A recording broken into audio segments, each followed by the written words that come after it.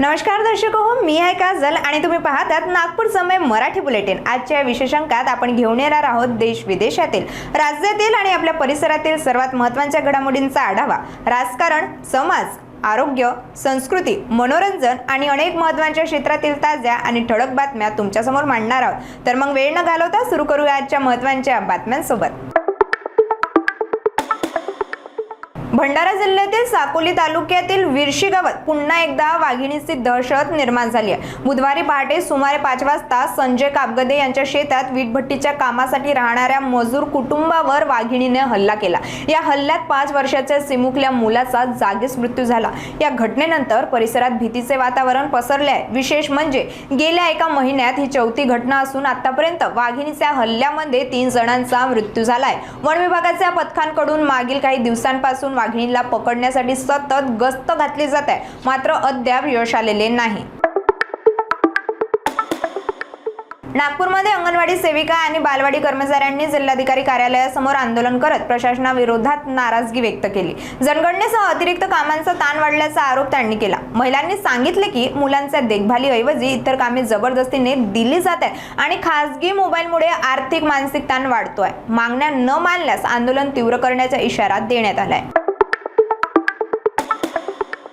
विदर्भात उन्हाचा तडाखा दिवसेंदिवस तीव्र होत चाललाय। नागपुरात माध्यमांशी बोलताना प्रादेशिक हवामान अंदाज अधिकारी डॉक्टर प्रवीण कुमार यांनी पुढील 2 ते 3 दिवस तापमानात वाढ होण्याची शक्यता व्यक्त केली आहे। डॉक्टर प्रवीण कुमार यांच्या माहितीनुसार पुढील 2 ते 3 दिवसात विदर्भातील अकोला, अमरावती, वर्धा आणि चंद्रपूर जिल्ह्यांमध्ये तापमान 44 ते 45 अंश सेल्सिअस पर्यंत जाण्याची शक्यता आहे। तसेच नागपूर शहरात 17, 18 आणि 19 तारखांना तापमान उच्च पातळीवर राहणार असल्याचे त्यांनी सांगितले। हवामान विभागाने वाढत्या उष्णतेच्या पार्श्वभूमीवर नागरिकांना आवश्यक ती काळजी घेण्याचे आवाहन केले आहे। अमरावती जिल्ह्यातील परतवाडा येथे अल्पवयीन मुलीवर लैंगिक अत्याचार प्रकरणातील आरोपीच्या घरावर अचलपूर नगर परिषदेकडून मोठी कारवाई करण्यात आली। आरोपीने केलेले अवैध बांधकाम निष्पन्न झाल्यानंतर प्रशासनाने जेसीबीच्या साहाय्याने घरासमोरील लोखंडी पायऱ्या व इतर बेकायदेशीर भाग पाडले। या कारवाई दरम्यान परिसरात तणावपूर्ण वातावरण होते। कोणतीही अनुचित घटना घडू नये यासाठी पोलिसांचा मोठा बंदोबस्त तैनात करण्यात आला होता।